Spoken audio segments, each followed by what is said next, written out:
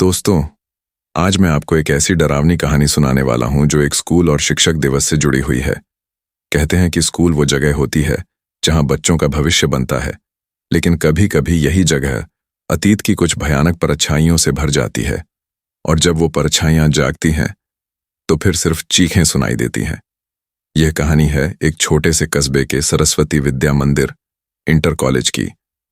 5 सितंबर यानी शिक्षक दिवस। सुबह सुबह स्कूल में बहुत रौनक थी। बच्चे टीचर्स के लिए गिफ्ट लाए थे, कुछ ने कार्ड बनाए थे और कुछ ने मंच पर भाषण की तैयारी की थी। स्कूल की बड़ी हॉल को फूलों और रंगीन कागज से सजाया गया था, लेकिन इस बार स्कूल के प्रिंसिपल श्री वर्मा जी ने एक अलग ऐलान किया था। उन्होंने कहा था, इस बार शिक्षक दिवस की असली रात हम सब साथ मिलकर स्कूल में मनाएंगे। बच्चों और टीचर्स को एक सांस्कृतिक कार्यक्रम की तैयारी करनी है और वो शाम 7 बजे से रात 12 बजे तक चलेगा। बच्चे तो खुश हो गए। रात में स्कूल में रुकना, मंच पर नाटक और गाने करना, ये सब उनके लिए नया अनुभव था। लेकिन पुराने स्टाफ में से कुछ लोग थोड़ा असहज थे, खासकर हिंदी की टीचर सुनीता मैम। उन्होंने धीरे से स्टाफ रूम में कहा, वर्मा जी, रात में स्कूल में कार्यक्रम रखने की क्या जरूरत है? आप जानते हैं ना, ये जगह रात में कैसी लगती है। वर्मा जी मुस्कुराए और बोले, अरे मैम, आप भी अंधविश्वास में विश्वास करती हैं। स्कूल में कुछ नहीं है और वैसे भी आज का दिन खास है, सब मजे करेंगे। सब मान गए, लेकिन सुनीता मैम के चेहरे पर बेचैनी साफ दिख रही थी। शाम होते होते बच्चे, उनके माता पिता और सारे टीचर्स स्कूल पहुंच गए। मैदान में टेंट लगाया गया था और बड़े मंच पर रोशनी जगमगा रही थी। कार्यक्रम शुरू हुआ। बच्चे भाषण दे रहे थे, गाने गा रहे थे, नाटक कर रहे थे। तालियों और हंसी की आवाजें चारों ओर गूंज रही थीं। लेकिन जैसे जैसे रात गहराती गई, स्कूल की इमारत और उसकी खिड़कियों से अजीब सी ठंडक आने लगी। कुछ बच्चों ने फुसफुसाकर कहा, देखो, पीछे वाली खिड़की से कोई झांक रहा है। दूसरे बच्चे हंसकर बोले, अरे पगली मत डर, वो शायद चौकीदार होगा। लेकिन जब उन्होंने चौकीदार से पूछा तो उसने कहा, मैं तो मैदान से बाहर ही खड़ा था, अंदर तो कोई गया ही नहीं। बात दबा दी गई। सबने सोचा शायद बच्चों की शरारत होगी। कार्यक्रम करीब रात 11 बजे खत्म हुआ। अब सिर्फ स्कूल के टीचर्स और कुछ बच्चे ही बचे थे। माता पिता अपने बच्चों को ले गए थे, लेकिन 10-12 बच्चों को नाटक की वजह से यहीं रुकना पड़ा। टीचर्स ने कहा, ठीक है, सब लोग हॉल में बैठकर बातें करेंगे और फिर केक काटेंगे। हॉल में रोशनी थी, लेकिन बाहर स्कूल की गलियां अंधेरी और सुनसान हो चुकी थीं। तभी अचानक लाइट्स 2-3 बार झपकी और चली गईं। पूरा हॉल अंधेरे में डूब गया। बच्चों ने शोर मचाया, मैम, सर, लाइट चली गई। वर्मा जी ने कहा, कोई बात नहीं, जनरेटर चालू कराओ। चौकीदार जनरेटर के कमरे में गया, लेकिन 2 मिनट बाद उसकी चीख सुनाई दी। सब दौड़कर बाहर निकले तो देखा कि चौकीदार जमीन पर बेहोश पड़ा है।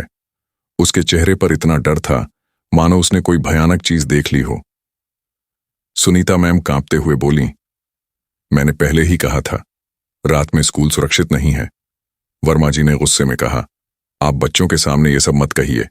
लेकिन तभी हॉल की टूटी हुई खिड़की से एक परछाई अंदर आई, लंबा सा साया, जिसकी आंखें लाल जल रही थीं। बच्चे चीख पड़े, भूत। वर्मा जी ने समझाने की कोशिश की, यह सिर्फ अंधेरे का भ्रम है। लेकिन वो साया धीरे धीरे मंच की तरफ बढ़ रहा था। उसके कदमों की आहट नहीं थी, बस एक सिहरन भरी ठंडी हवा चल रही थी। सुनीता मैम ने रोते हुए कहा, ये वही आत्मा है जो इस स्कूल में सालों पहले मरी थी। बच्चे और नए टीचर्स हैरान रह गए। कौन? सुनीता मैम ने कांपती आवाज में कहा, करीब 15 साल पहले इस स्कूल में गणित के टीचर थे, शर्मा सर। बहुत सख्त और गुस्सैल। बच्चों से छोटी सी गलती पर भी डांटते और मारते थे। शिक्षक दिवस की रात बच्चों ने मजाक में उन्हें मंच पर चिढ़ाया था। वो गुस्से में मंच से उतर गए और सीधा अपने कमरे में चले गए।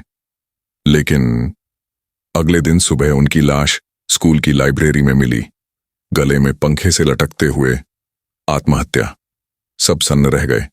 सुनीता मैम ने आगे कहा, तब से हर शिक्षक दिवस की रात उनकी आत्मा इस स्कूल में घूमती है। शायद वो अब भी बदला लेना चाहती है।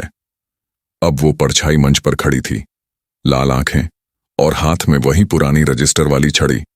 उसने ठंडी आवाज में कहा, शिक्षक दिवस, और तुम लोग हंसी ठिठोली कर रहे हो। मेरे साथ भी इसी रात मजाक हुआ था, और आज कोई नहीं बचेगा। बच्चे डरकर सुनीता मैम से लिपट गए। वर्मा जी ने हिम्मत दिखाने की कोशिश की। आप कौन हैं? ये सब बच्चों को डराने का नाटक है। लेकिन तभी वो परछाई वर्मा जी के पास पहुंची और हवा में उन्हें उठा दिया। वर्मा जी की चीख पूरे हॉल में गूंज उठी। सब लोग भागने लगे। बच्चे और टीचर्स दौड़कर लाइब्रेरी में छिप गए। वहां धूल भरी किताबें और टूटी फूटी मेजें थीं। सुनीता मैम बोली, हमें शर्मा सर की आत्मा को शांत करना होगा, वरना कोई नहीं बचेगा। बच्चों ने कांपते हुए पूछा, कैसे? सुनीता मैम ने कहा, उनकी मौत के बाद से उनकी कॉपी और चश्मा लाइब्रेरी की अलमारी में बंद है। शायद अगर हम वो चीजें आत्मा को लौटा दें और उनसे माफी मांग लें तो वो शांत हो जाएं। सबने टॉर्च जलाकर अलमारी ढूंढनी शुरू की। अंधेरे और खामोशी में हर पन्ने की खड़खड़ाहट डर बढ़ा रही थी। आखिरकार एक बच्चे को अलमारी में पुरानी कॉपी और टूटा हुआ चश्मा मिला। तभी दरवाजा जोर से बंद हो गया। परछाई लाइब्रेरी में आ गई। उसकी आवाज गूंजी, कोई नहीं बच सकता। बच्चे रो रहे थे। सुनीता मैम ने हाथ जोड़कर कहा, शर्मा सर, हमें माफ कर दीजिए। आपके साथ जो हुआ वो गलत था, लेकिन इन मासूम बच्चों की कोई गलती नहीं है।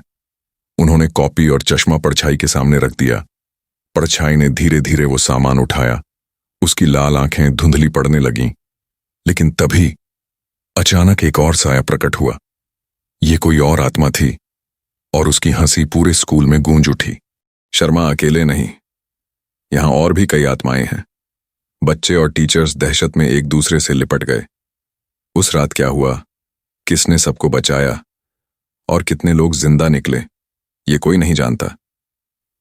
सुबह जब माता पिता स्कूल पहुंचे तो उन्होंने देखा कि दरवाजे खुले थे और मैदान खाली। अंदर सिर्फ टूटी कुर्सियां, बिखरे फूल और ब्लैकबोर्ड पर खून से लिखा था, शिक्षक दिवस कभी मत मनाना। दोस्तों, ये थी कहानी शिक्षक दिवस की रात। कहते हैं कि सरस्वती विद्या मंदिर आज भी 5 सितंबर की रात बंद रहता है। कोई वहां जाने की हिम्मत नहीं करता।